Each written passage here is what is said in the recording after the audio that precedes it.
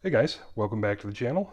We're in the middle of some other repair work here on the old 149, and if you're just joining us now, I'll throw a flag to the playlist of this guy right up there for you.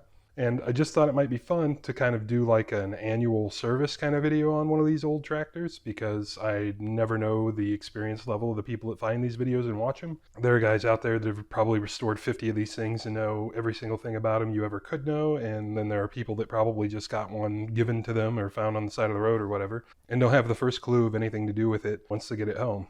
So we're going to address some minor things here, like a couple of the grease points, and I admit I might not get them all because there might be some I don't even know about. I don't think so though. Now we're going to do an oil change on it, and we're also going to replace the hydraulic transmission filter. This being a 149, it is a hydrostatic drive. And we might check over a couple of other things too for the condition. The ball joints on the front end of the thing are basically brand new. I put them on 2 summers ago, but I would like to check the alignment because those are brand new tires. We may examine our PTO clutch. There's a little button on it that controls that. Instead of like a bearing, it's just a little bushing that it pushes up against. So we might check that out and just stuff like that. So stick around, we'll go through some of the maintenance on one of these. As I have come to discover after several days of several sessions of working on this thing, this video is probably going to end up being super long. I'm going to guess probably 45 minutes to an hour by the time we're done. As such, I am going to do this like I've done a couple of the Broken Tech episodes, where I'm going to chunk it up by timestamp in a comment that'll be pinned below this video. So if you only have interest in one particular topic, you can just skip to that time in the video and check that part out. Or if you want to watch the whole thing, I encourage you to do that. I'm a pretty fun guy, right? And we're going to tackle my least favorite item to do, which is probably also the most neglected thing on these tractors, and that is greasing the steering box. The reason it's my least favorite thing to do, and the reason why it's the most neglected thing, is because it's basically impossible to get to under normal circumstances, or at least it is on this tractor. Maybe somebody's changed stuff over the years. Right here, you're looking at where the gas tank and stuff usually is. That comes off with 6 bolts. It's not a huge deal, but it's not something you want to do every day. And where we're going to grease the gearbox is right down in there.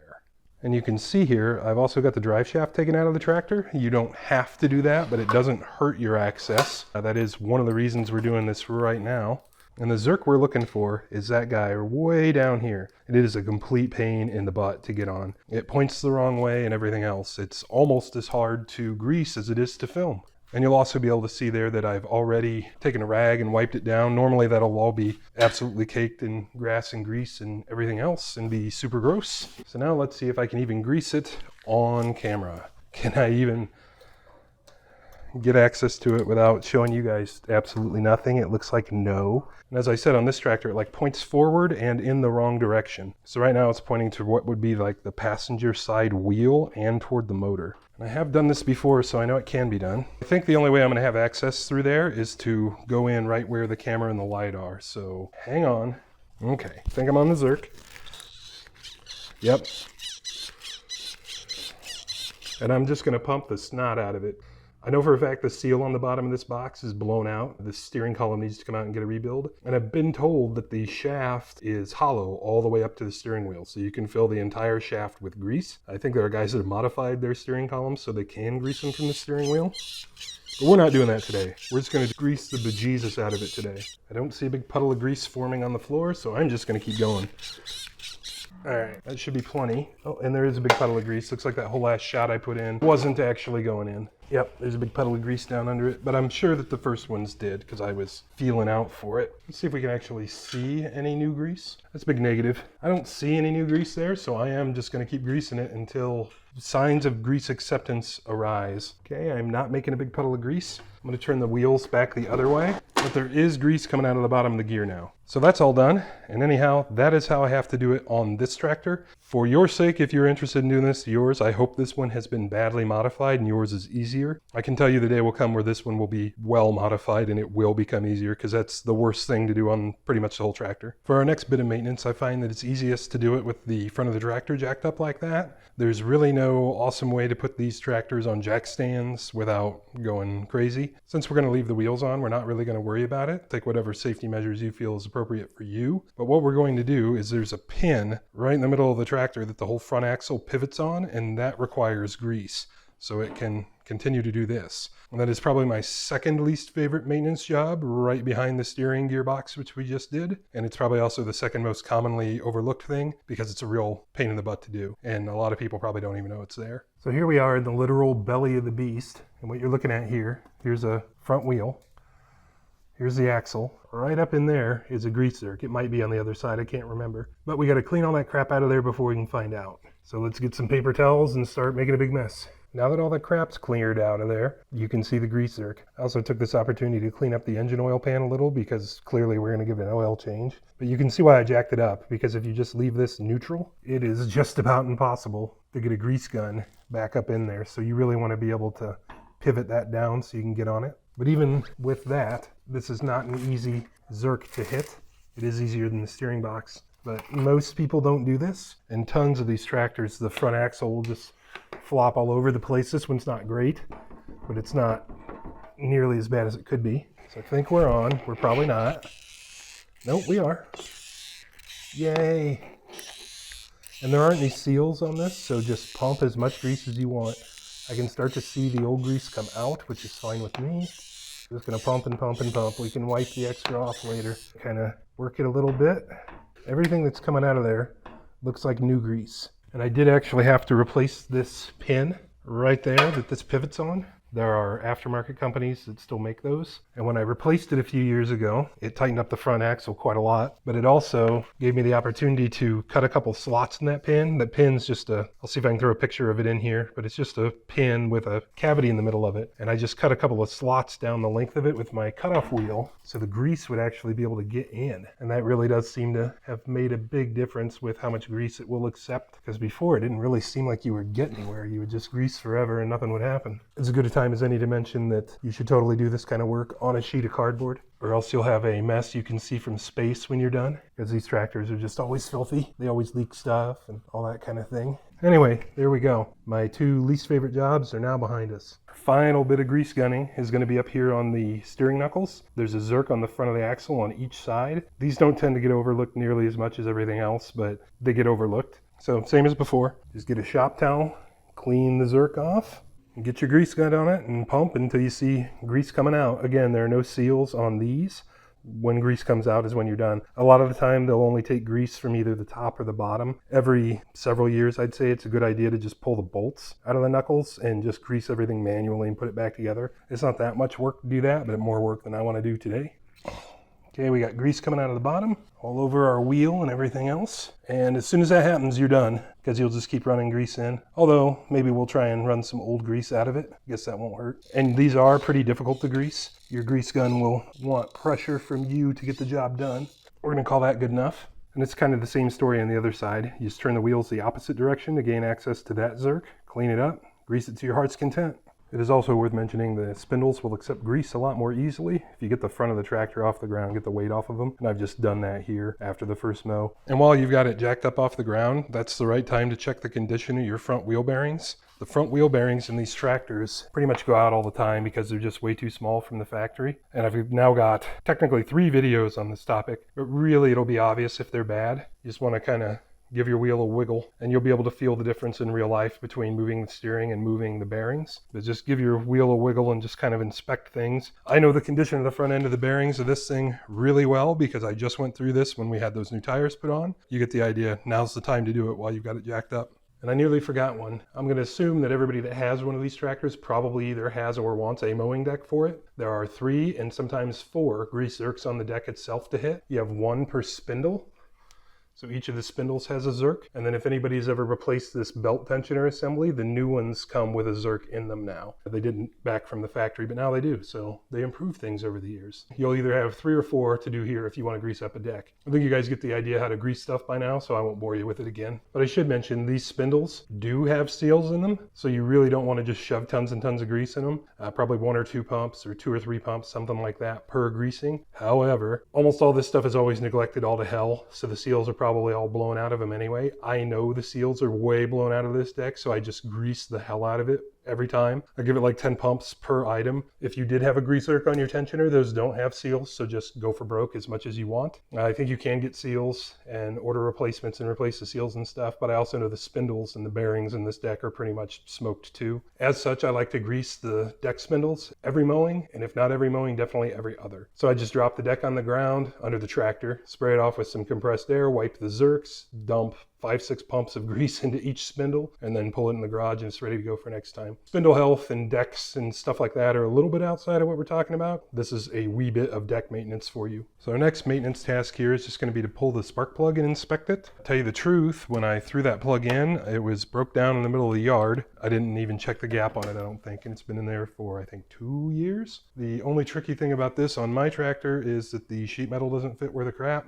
so the socket won't go on. So we always have to break those guys loose. And you can see my sheet metal's in really terrible condition anyway. It might be time to just try and find a better one. And this is a 13/16 plug socket. It was none too tight. Funny enough, I've already destroyed a K-series head, so the cylinder head for one of these, because the plug walked out of it and took the threads out on the way out. So it's a good thing we checked it. And it looks like she's been running plenty rich, plenty dark, but I don't see any kind of oil fouling or anything. And with it being an air-cooled motor, I don't really mind rich. I'd certainly prefer rich to lean. And obviously there's no catalytic converter or anything else on this thing, so we'll let it burn fuel at the expense of maybe taking out a spark plug every couple of years, but this one more or less seems fine. I'll check the gap on it. If you've never checked plug gap before, there are various ways to do it. I find these tools pretty handy. It's just a little disc that's graduated in thickness, and then this is a different thickness all the way around, so you just stick her in there and see where it stops, and that's your gap. This guy's gapped pretty close, which I believe it should be, and it's coming up right at like 29 thousandths. That's probably a little too close. Let me go check and see what it should be. As I suspected, that is indeed way too tight. It should be 35 thousandths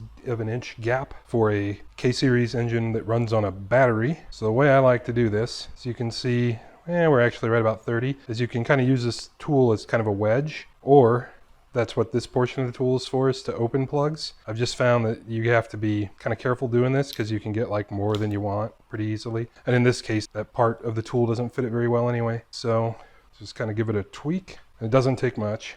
And there we go. Pretty much right on 35. Right where we want to be. So our plug is gapped. I'm going to say the condition is fine. It'll mow grass anyway. Let's get it chucked back in. And I always do anti-seize these plugs. This one's got plenty of anti-seize on it already. And the torque spec on this is 18 to 22, so we're going to shoot right for 20.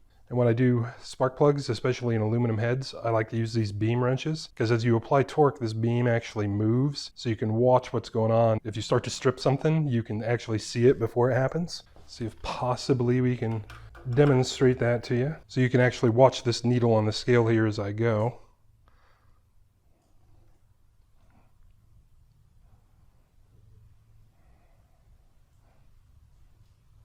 It's actually not really taking any more torque yet, which is one of the things that would worry me. That is weird. Threaded in okay. I'm going to double check it. That's exactly why I use a beam wrench, by the way.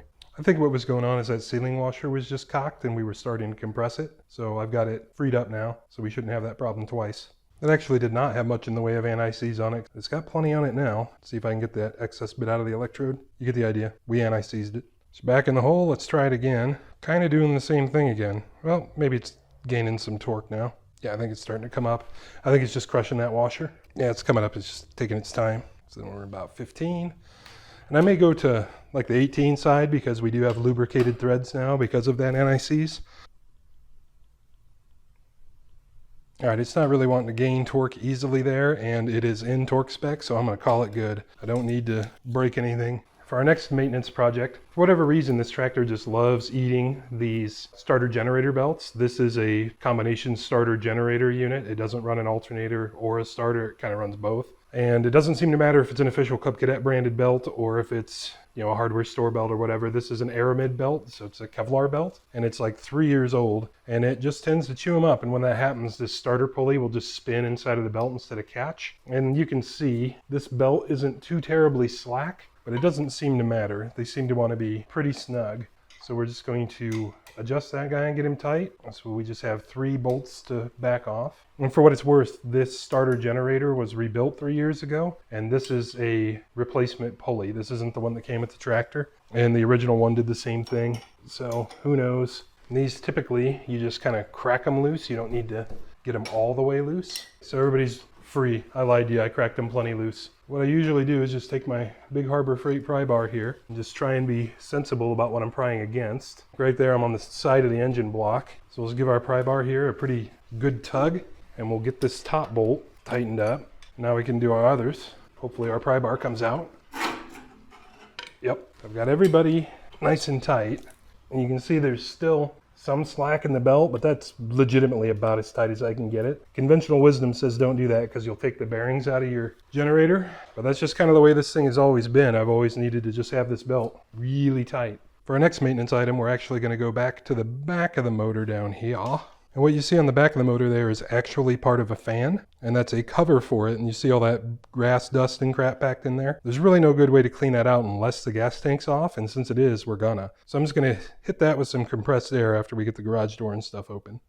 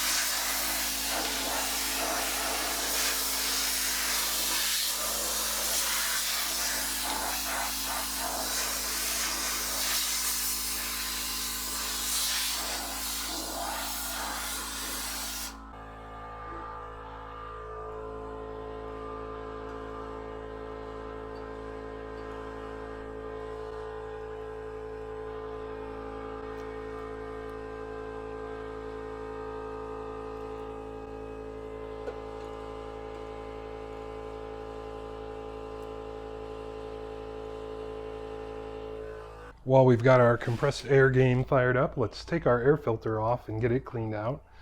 I run a pre-filter on these, so it's a foam element on top of a paper element. And really they last about forever as long as you do your due diligence with cleaning them out like we're about to. I want to carefully take this off because we don't want crap falling in the carburetor if we can help it.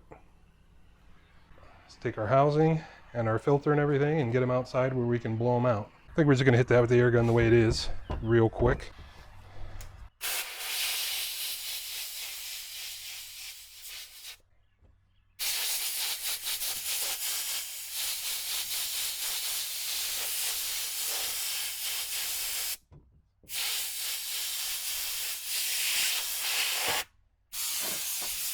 Get our housing a little bit here.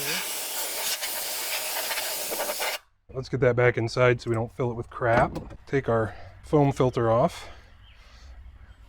You can see it does a really nice job keeping the paper filter clean. There's basically nothing in it. But we want to blow the paper filter out from the inside out now, and we'll do that later with this guy.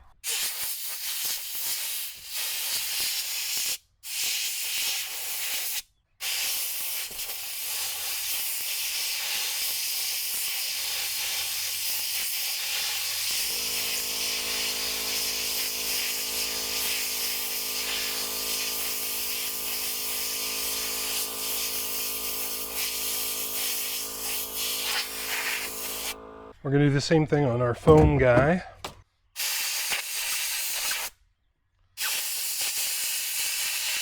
Maybe hit a little more on the outside. Next thing we're going to do is just take a paper towel, a little bit of brake clean. Just want our towel damp. We're going to very carefully wipe the air cleaner body down, and we don't want to get anything in the carb if we can help it. So that's why we started at the top. Most of the stuff congregates around the bottom anyway, just I think gravity probably. We'll get this guy cleaned up nice. You can see the back side of it collects crap. We don't really care about the back so much. Turn our towel and get some more clean, a little more brake clean. He's looking pretty good. We're gonna do the same thing to the air cleaner housing cover here. This guy we might just shoot some in. You know, obviously if yours is painted, you don't want to do stuff like that.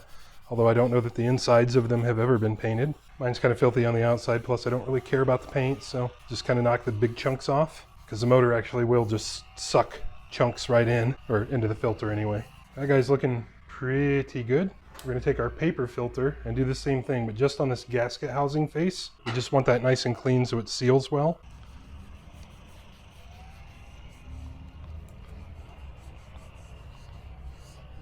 I think the brake clean may actually be breaking this down a little bit. Windex may be a better option, but I've already done it now, so here we are. Reasonably clean. And for right now, we're just going to throw it back on without that foam filter, and we're going to put our air cleaner back on. And that is just for safekeeping, because we're going to take our foam filter and just wash it in the sink with some dish soap and just try and get some of this old oil and gas and whatever else out of it, because since it's foam, we can do that. And that is exactly what I did. Probably not more than 3 or 4 minutes of effort there, just with some Dawn dish soap and warm water. Got her cleaned up pretty good. Just for reference, this filter set that's in it now is 2 years old. This will be its 3rd summer. And the only reason I replaced the prior set is because I developed a carburetor leak that pretty much destroyed the old filters with gas. It just ate them up because the fuel was leaking onto them nonstop. So yeah, you can get probably several hundred hours out of a filter set if you just maintain it a little bit like we've done here. No big deal. So we'll let that hang up and dry out for about the next day, and then we'll be ready to roll. And since it has been about a day, our pre-filter is now nice and dry, nice and clean too. Smells a little bit like dish soap and gas, so that's probably about right. Pretty carefully try and get it put back on, because it is just like stuck together at the seams. We don't want to break that, or the filter's kind of useless at that point. All right, got him ready to go. Back in our housing. Actually, filter goes on the base. Now our housing and our wing nut. And you don't need to be King Kong strong with these, just nicely snug. Next, we're gonna get our engine oil draining. Mine, I've replaced the drain plug with a magnetic one, so it has a square drive on it, so I'm just gonna use an adjustable wrench. Yours is probably a hex head. I think it's like 5/8 or 9/16 or something like that. And it's always good to drop the wrench right in the drain pan. It's one of the reasons I like these solid top drain pans. We should probably talk more about that at some point. And it is definitely easier to do this without the deck and mule drive on it. You can, but you need a very shallow drain pan, like a pie pan or something, or a Gatorade jug cut in half. And these hold about 2 quarts of oil. All right, I think we're out. And this tractor has a pretty charmed life these days. I probably put, I would guess, anywhere between 30 and 40 hours on it a year. So I just do engine oil changes annually, and I do checks before every single time I start it. I pull the dipstick out every time I start it. This is going to be the first oil change with the magnetic plug though, so that'll be interesting. See if we can get a better look at it with some light that you guys can't get the benefit from. I don't know. Let's wipe it down and see what we get. It looks like nothing but oil really. And also FYI, these run straight 30 weight oil, which is kind of a pain in the butt to find these days. Almost nothing runs straight 30. So I've just been running turbo diesel grade oil. Funny story, this thing has always had turbo diesel grade oil in it, just because that's what we always had. And I'm just running the cheap stuff, it's just Rotella. Okay, I don't think our magnet collected a whole lot of stuff. It also doesn't look like it collected a whole lot of sludge. I am changing the oil on this cold, because air-cooled engines run really freaking hot oil temperatures, and you'll burn the snot out of yourself if you change them hot. So I don't like to do that. What I am gonna do is let it sit here and drip like that all night long. I'm gonna give it probably at least 12 hours to just sit there and drip all at once. We'll catch back up with that later. Speaking of leaving things sit all night, this is the perfect opportunity to get your battery charged up. On these tractors, the battery is under the back seat. If you have a slightly older one, it'll be under the hood. Always check your battery itself to make sure you're going positive, positive, negative, negative, all that good stuff. Negative, positive on this one. It's also a good time to check the condition of your battery cables. I know the battery cables on this tractor are complete junk, so if I start grabbing them and wiggling them, they'll probably fall apart. That's on the agenda, but not today. Get our charger hooked up, get her plugged into our drop light. Gotta love an old school drop light. And away she goes to the races. We are gonna take our metal body drop light and just put it on the floor so it doesn't fall and arc into anything. And I've never had this seat fall down or anything like that, just on its own hanging out. But if you are worried about that, you might want to put a bungee cord over the seat just to be careful. If you have kids running around or something like that, I'm the only one that'll be here messing with things. And I've never done it. Give our cables a little shakeroo to make sure we're making good contact. Also worth mentioning that these small batteries like this, no matter if it's a motorcycle or an ATV or a tractor or whatever, they usually only make it about 2 to 3 years. And the sticker on this one says 317. So we're kind of on borrowed time already. We're past 3 years on it. This battery was kind of weak earlier this spring when we did our cold start video. I have fairly low hopes of it making it all year this year, but we'll see what happens. We'll charge it up and we'll go with it. And batteries have just been getting outrageously expensive too. If I can make it live, I will. If this thing was 15 bucks, I'd probably just go buy another one every 3 years and save the hassle, but these are probably like 50 bucks now, who knows. We'll just leave it like this with the oil drain and the battery charging until tomorrow. And it has once again been exactly one overnight. So let's get Mr. Buzzbox off of it, and then we're gonna throw the oil drain plug back in, get it filled back up with oil. Usually don't like to leave stuff sitting around for very long with no oil in it, because the last thing you want to do is forget about that and then, try and crank it up and destroy it. Let's get those things handled. As stated previously, we're just going to go for good old straight 30 Rotella T1.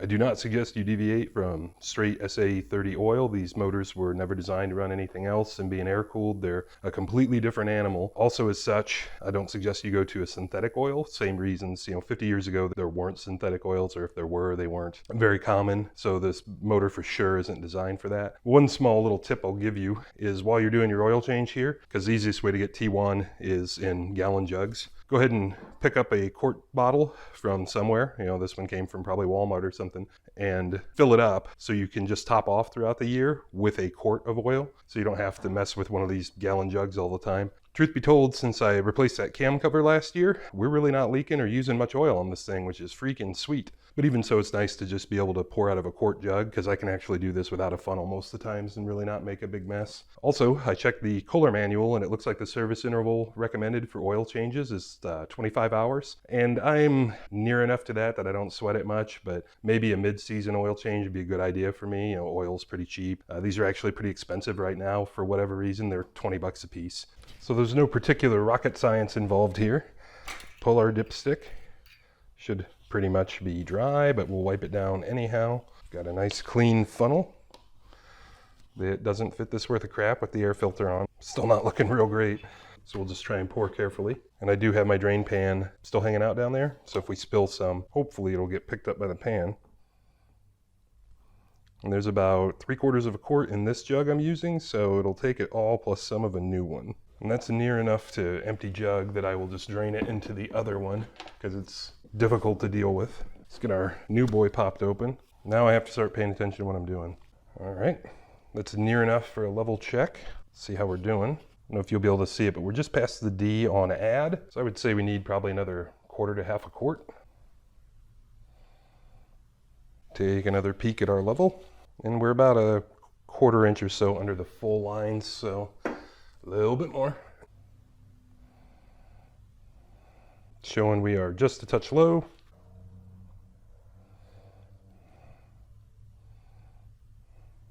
Let's hope that was just a touch. We are basically up to the F on full, so just a touch over, it'll be okay. Just for fun, let's clean this up a little bit and have a look at it, because I painted this last year with that new engine paint I didn't have any experience with. Curious how it's holding up. Looks like I've chipped it, but that's my fault. Looks like it's holding up pretty good, guys. It's still nice and shiny even. That texture you see up on it up near the top, I think that's actually condensation just because it's really humid in the shop. Yeah, I like that paint. I'll keep using it. The next thing we're going to do is check our front end alignment. The service manual tells us to do that by putting a chalk mark at the same height as the center hole of the spindle on the tire at the front and the rear at the same height. I don't have any chalk, so I just threw some painter's tape on there. And I've made a mark with a Sharpie at the same height from the floor on both front and rear of each tire on both sides. So now we're going to measure from probably the outside of this center rib, because it's blue and it's handy for me to remember, and measure the difference between the rear of the tire as compared to the measurement in width at the front of the tire. And we want an 1/8 inch narrower up front than we do in the rear. And I think I'm a lot tighter than that right now, which might be why my old tires were kind of scrubbing off. This is one of those deals where I wouldn't necessarily say this is an annual maintenance kind of thing, but it's something I need to do because these tires are brand new. Took my measurements, and the first thing I've discovered is it'd be nice to have 2 people to hold the tape measure, but I got it done regardless. And I am way off. At the back, I'm at 30 3/4 inches, and at the front, I'm at 28 5/8. So I'm 2 1/8 inches towed in right now, where it's supposed to be 1/8. So we need to widen the front by about 2 inches, and then we'll recheck it. And to do that, I'll be down here at these steering tie rod ends. There are jam nuts on each side, so I'll have to back that jam nut off. And then I should be able to turn this entire rod to make it shorter to bring the front of the wheels out. When I assembled this, I replaced all these tie rod ends 2 years ago. when I assembled this, I tried to leave the tie rod itself like right in the middle of the travel, so hopefully I have enough travel to do this. It looks like I've got about 3/4 of an inch of thread on each side. Something about my measurements doesn't seem possibly right to me, but we'll get this stuff broke loose because I know it's out. We'll get this stuff broke loose then and start adjusting it and take more measurements and see where we land. So what I've actually decided to do here is I've got some of these rare earth magnets. So I've just got one on each side of this tie rod end, and I've got the tape just squared up to right at the bottom of this jam nut. And I've got another magnet over on the other side, positioned thusly, so I can actually get a measurement here. And then I'm just gonna either add or remove an inch to this shaft. I'm just gonna take it an inch at a time and see how it turns out and recheck my measurements at the wheels. So it's just way easier to measure the length of this shaft with magnets than it is trying to mess with the tires. Scratch that. I had to turn my brain on for a minute. An inch back here doesn't equal an inch up front because these distances aren't the same. A change back here is gonna be multiplied out at the front because of the lever arm length. So what I've decided to do instead is I've just backed off each one of those nuts by 200 thousandths. So almost a 1/4 inch each, and just set my calipers to that dimension. Without the tape measure in there, that'll drop right in. So I've got them both backed off that way. So what I've established by doing this, since I'm out about 2 inches in the front, is 200 thousandths per inch. And I'm going to develop a ratio, so then I should be able to measure this rod and get pretty close. Also, this rod is right-hand thread on both ends as opposed to like a car. So I am going to have to drop these steering knuckles off and actually thread them up to the nut where it's positioned. I can't just turn this shaft. All that'll do is just move the shaft side from side. It won't change any geometry. So we're going to buzz those out, spin them on up, put them back in the wheels, and take new measurements at the tires and see where we're at. And actually, since I'm this close already, I just went ahead and took this tie rod end off of this side, and I'll do the same thing in the other, just so I can pull this boot back and shoot some silicone spray lube in there, because why not? We're here. See if I can just get it lifted back enough to squirt some in. Sort of just get some in the boot. I think these are actually like marketed as being upgrade units that were pretty expensive. So we kind of want them to live if we can. We'll do the same thing on the other side because why not? Well, that was shockingly effective. Turns out, at least on this tractor with these tires and with my tape measure and all that good stuff, that 200 thousandths per inch is actually perfect. Now front and rear, as near as I can measure with the tape measure, rubber tire, blah, blah, blah, is coming up 29 3/4, dead even both front to rear. So right now it has neutral toe. So what's cool now is since I know that it's 200 thousandths per inch, adjustment on these is I can now calculate what an eighth should be. And again, since this is rubber tires and tape measure and everything else, I'll probably overshoot for like a 1/4 inch just to give it a little bit more toe, just to help it track straight. So if you don't have enough toe, it'll be all over the place and hard to drive, especially with as whipped as the steering box is in this thing. It's already pretty hard to drive. So I'm probably going to shoot for a 1/4 inch of toe instead of the eighth the factory recommends, but I should be able to determine how much I actually need to adjust this rod down here to get there instead of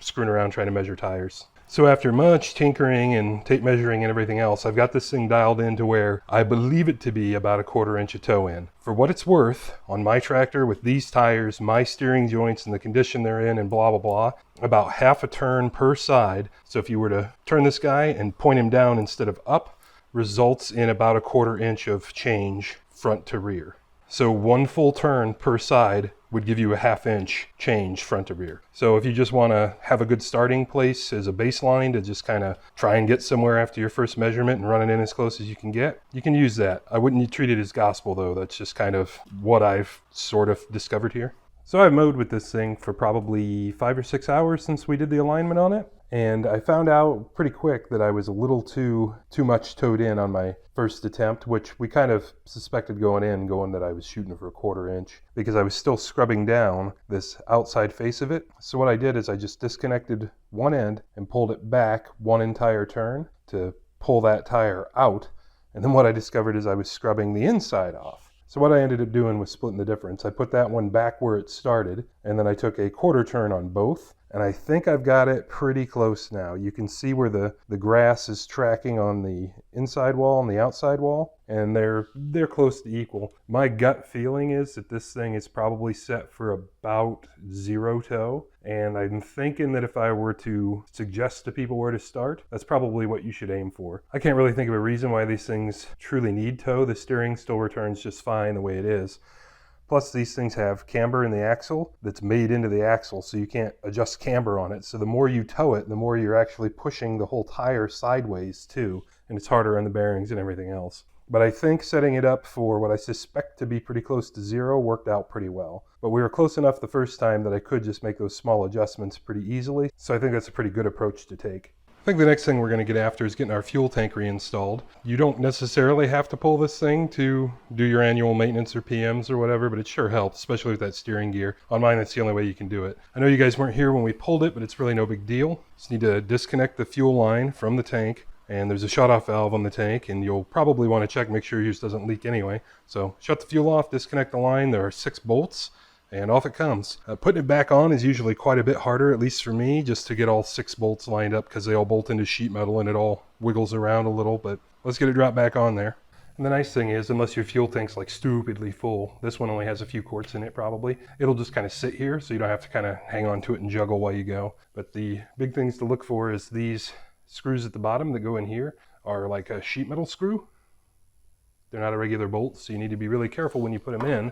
But otherwise, this is pretty much like anything else you've ever seen like it, where the key here is just to get them all started finger tight, and don't tighten anything down until they're all in the holes. It also helps to have a pretty strong punch or alignment tool or scratch owl, which is what this is, just to kind of put in between the holes and help you push things around, pull them where you need them to go, whatever. And at least on this tractor, you do have to kind of manhandle it a little bit to get the stuff to line up. And I'm sure that's because everything on this one's bent all to hell because this tractor's been abused its whole life. Like that one's not wanting to start very well or stay in my hand. So I'm gonna take this bottom guy back out, just give me a little more flexibility, and spend 3 years looking for the one I dropped. Have not located it yet. We'll worry about it later because I'll probably drop 6 or 8 more bolts that we'll need to worry about. So let's try and get this side done if we can. Actually, maybe I'll start with that bottom bolt since this thing is already in a bind somehow. So we can get our middle guy in there. Okay, so I'm pretty sure that guy's actually in thread. It's just tight. So we'll just run him in a little bit more. I can see our bottom sheet metal guy's perfectly lined up, so let's do that. Let's see how we go. Of course, it's way out.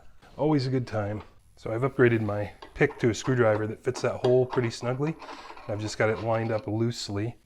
Hopefully we can get it started. I think it needs to just come a little this way. There we go. I think we got it. Yep, that's in. Same thing on the other side. Put them all in loose, because if you tighten them down, you're never going to get all 6 in.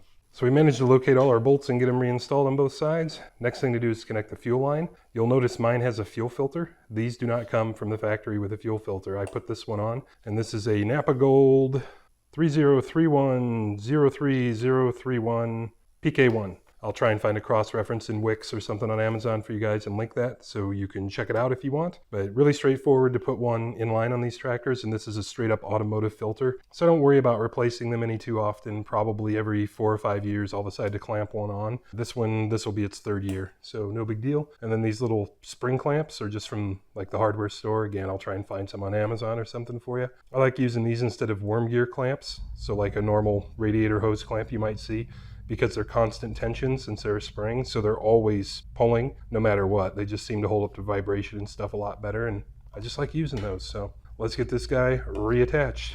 Reattachment shouldn't be any too big of a deal. Just slip our hose back in. It looks like maybe my hose is none too long for this job. I think I had to cut a little bit of length off of it a year or 2 ago. The end went bad. So we got our hose shoved back on. Getting our clamp back on shouldn't be a huge deal. Just got a pair of regular like lineman pliers here. And on she goes. Should not leak any gas. And I think the last thing we're going to want to look at under the hood is the condition of our PTO clutch button. Bronze color guide that you see down there. Mine is bronze because it's aftermarket. The factory ones are like a carbon material. I'm kind of jury still out on whether I like one better than the other. I will say the bronze ones are just a lot easier to install because you don't have to worry about like shattering them. This is one of those deals that's kind of hard to see and show you guys. But all we're really looking for here is as long as the clutch disengages, meaning our deck stops and all that, it's plenty tight enough. And then when we release it, we just want to make sure that button isn't riding the front of the clutch down here. And it looks like on mine we got plenty of space. I don't know if you guys will be able to see it or not. And it looks like my button itself has about half its life left. It's not entirely completely coaxial to the clutch itself. That's probably just one of those things where it moves around tractor to tractor. But you do want to keep an eye on the condition and health of this guy, because you certainly don't want to wear out this rock shaft arm that button installs in. And that's what'll happen if this gets too slack. And right now, Right now this guy's out of gear, and you can actually hear it. When I say out of gear, I mean the clutch is off. That's probably a little better illustration of what I was trying to say. And then when I engage it, you should be able to see those fingers depress, and it works just like an automotive clutch. So now the clutch is actually released. And it's able to spin independently of the motor.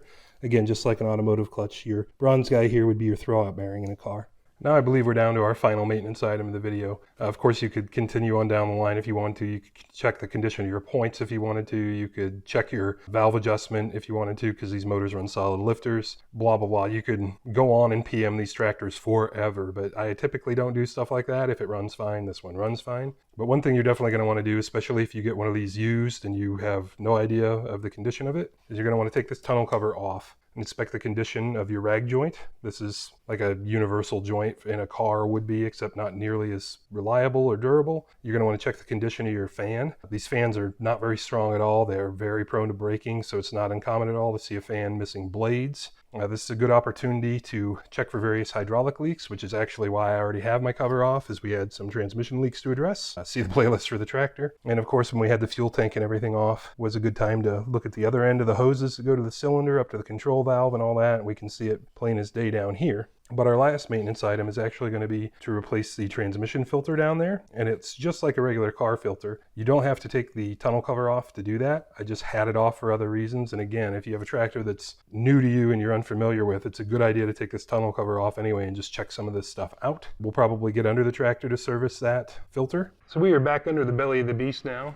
And there's our filter we need to replace. I like to use the OEM filters for that. MTD part number 9233014.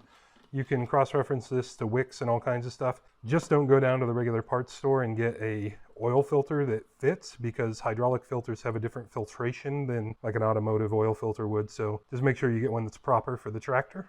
And like everything else on this tractor, it is all completely covered in filth down here. So I'm going to just take some shop towels and wipe all that crap off before we continue forward. So I certainly don't want any of that stuff in my transmission. So that is cleaned off as well as I can really get it. Fortunately for me, I have a filter wrench that fits this thing. This is an Ampro, looks like 93/15. There are numbers down inside it that are kind of difficult to read. I'm positive I've had this for like 20 years, so who knows if it is even available by that name, model, whatever anymore. But if I can find it, I will link it for you. But I'm happy to have it, because it should make this nice and easy to get off of here for us. Slide my drain pan out for a second just to get that started. All right. Get her broke free. I don't think we need the filter wrench anymore. It may have a different plan. We'll have to recover that after a while. Just gonna let that sit there and drain out a little bit before we continue forward. Like 10,000 threads to release here or what? I think we're getting close. Good grief. There we go. So the oil actually in the filter here should be nice and clean oil. So I'm just gonna take my pinky, which is also reasonably clean, just harvest a little bit of it for the O-ring of the new one. So we've got our new boy nice and lubricated. Let's flip our other one up in our pan and let him drain. I'm gonna go get a clean paper towel so I can wipe down that adapter housing and just try and make sure we don't get any extra junk in there that we don't want, as opposed to the junk we do want. So the fun part here is to not wipe more than we need to and start wiping junk off. When I say junk off, I mean junk into the transmission. We don't want that. So I'm just going to try and wipe from the inside out to avoid as much of that as I can. You can see we are picking up goobers. I'm also trying to avoid that pickup slot as much as I can. It's still leaking oil anyway. You know, I should have jacked up the front of the tractor before we did this. We'd lost a lot less oil that way. That would have been smart. And also don't think because we're using fancy Mobil 1 fluid that this doesn't smell just absolutely terrible like all gear oil. Let's get our new guy spun on before we lose any more of it. And this is exactly like an oil filter change on a car at this point, meaning you don't need to just thunder ram this thing on. You can see my last one wasn't super tight. At the same time, this thing does vibrate and shake a lot, so I like to try and give them a little help if I can. If I can reclaim my filter wrench. She ain't coming without a fight. So we're just gonna have to be a man here and just grab it and rip it if we want a little extra on it, which again, I kind of do, but I also don't want to like screw up something. There. That's plenty tight. It's gonna wipe down some of our driplins, so if it sprouts a huge leak, we have a chance of noticing. I'll probably just leave our drain pan hanging out down here for a while because I don't see a reason not to. If it continues to drip, it'll collect it for us. And that brings us to the most controversial thing on these tractors. And it sounds stupid when I say it even, controversy on a lawnmower, but yeah, these things have lots of strong opinions in the community about certain things, and the frequency and what type of fluid to use to change the transaxle fluid is probably the most argued about thing in the history of tractors on the internet. It sounds crazy, and it kind of is, but I'll tell you what I do, and you can make your own decisions from there. The single biggest thing you're going to want to do is this is your fill plug.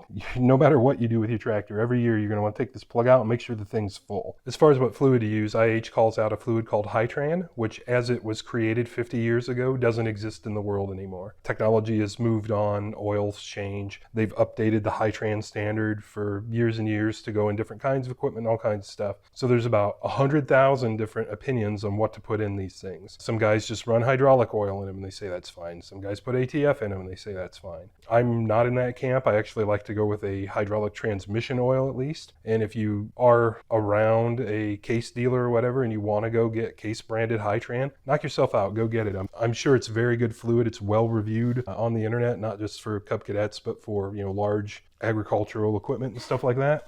And speaking of well-reviewed for large agricultural equipment and stuff like that, this Mobile 424 is basically one of the best-regarded transaxle fluids you can buy for any piece of equipment. This meets every Hytran standard available, so the most current Hytran standard. I've looked all this stuff up. You can also go to Tractor Supply and get the Traveler version of this stuff. It's a little cheaper. This is a 2.5 gallon jug. Every time I've looked, Summit Racing has this stuff on sale for 5 gallons for like $70. And at Summit with a $100 order, you get free shipping. And I usually don't have a problem spending another $30 at Summit on something. I always need something. So I get 5 gallons of this stuff for $70. A complete change on one of these is about 2 gallons, I think. So basically you get 2 oil changes for $70. And the filters are specialized filters too, and they're pretty expensive. And they're, I think, $15 or $20 a piece. So you're into a rear end oil change or a transmission oil change or whatever you want to say for basically $50, which I don't think is too terribly bad. And that brings us to our next controversy, which I don't think is really as big of a controversy. The what fluid to use is definitely the big controversy, to the point that some of the guys on like the tractor forums and stuff won't even talk about it anymore because it's been just beaten to death. So you do you decide what you want to do. There's a million oils out there. But frequency of changes is a different topic. In the original service manual for these tractors, IH says top off as needed and spin a new filter onto it like I think every 100 hours or 150 hours. So what IH was saying in the 70s is that these transmissions never need the fluid changed, ever. That they're sealed for life, basically, which is just lunacy. On my stuff, I found that the transmissions usually give me a reason to drain them about every 3 or 4 years anyway, just because they start leaking from something. So I don't drain them as a PM. The fluid in this one is only a year old. It is that Mobile 424, and I'm just going to top it off. But if you just ended up inheriting one of these or whatever, you should definitely pull this rear cover and drop all the oil out of it and inspect everything. I've heard of these things like never having fluid changed before, and they'll get water in them, and these axle tubes will be filled up with like wax and stuff like that. I've never seen that in the back of one of these, but when you first get one, definitely pull this rear cover and drain all the oil out of it. If you've already had one of these for a long time and you've pulled this cover before to drain them, there are 2 other ways to get the oil out of them that I would recommend. First of those 2 ways is there's a suction tube on the bottom of the transmission itself, and I actually took that off in a video last year that I will link you right up there so you can go check it out if you want. And those tend to spring leaks over time. So it's not a bad idea just to take that tube off and replace the compression sleeve that goes in there to seal it. And on the other end, there's an O-ring. And just replace those. When you pull that tube out of the bottom of the transmission, it'll dump all its oil when you do that. So I would say, if you could just get one of these first year, take the cover off, inspect everything, clean it all out nice, everything else. Get a new gasket, put the cover back on, seal it up. Next year, or whenever you feel you need to, drop that tube and replace those wear items, seal it back up, put it back together. From there on out, if the thing doesn't give you a reason to physically remove something to take the oil out of it, remove this plug and suck the oil out of it. I have like a, I think $30 or $40 vacuum gun that runs on compressed air that I've used to do that before. And this fluid is pretty thick, so that takes quite a while, but it's way better than having to buy parts, basically. It takes, half an hour to suck all the oil out of it, but then it's all out and good. And then I would, personally say every other time after that, pull this cover and inspect stuff. So in my timeline, I'm going to say that This tractor probably doesn't get 100 hours over 4 summers. Maybe it would get 100 hours, somewhere in there. So basically every 4 to 6 years is what my interval for fluid changes.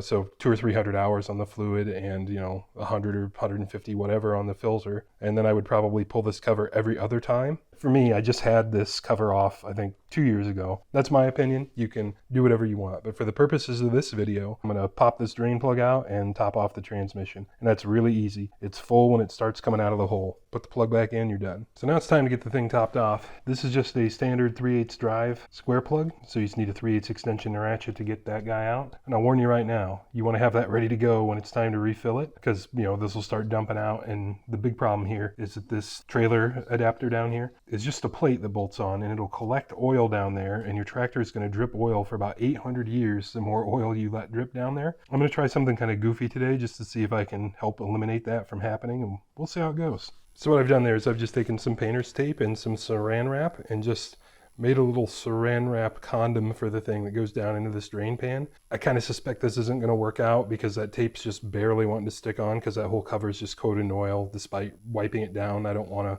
take paint off it with any kind of a solvent to stick tape on. So we'll give it a shot and see if it helps. And if it does, then cool. If it doesn't, then we're no worse than we were. The move now is to get the fill plug out of the thing, which should not be a big deal and isn't.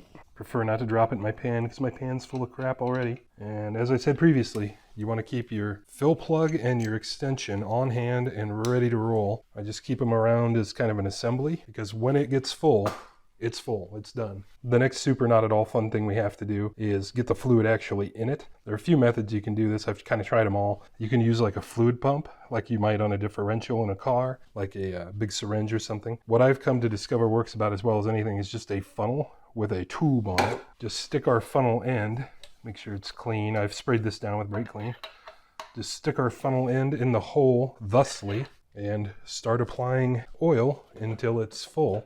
Slowly, of course. And I don't think this thing's going to take more than maybe a quart. We'll see, but we just want to be ginger with our pours until we get there. So I have found that it is helpful to hit record on everything before you start going. I'm not sure what I got and what I didn't, but the thing's full. It took a couple cups, and our little oil gathering plastic is working out awesome. It actually did just flow right down and do exactly what I wanted it to. I think you'll be able to see that all that plastic wrap is actually just full of oil, and it's just a big wick down to our drain pan, which is exactly what I wanted to happen. So that's awesome.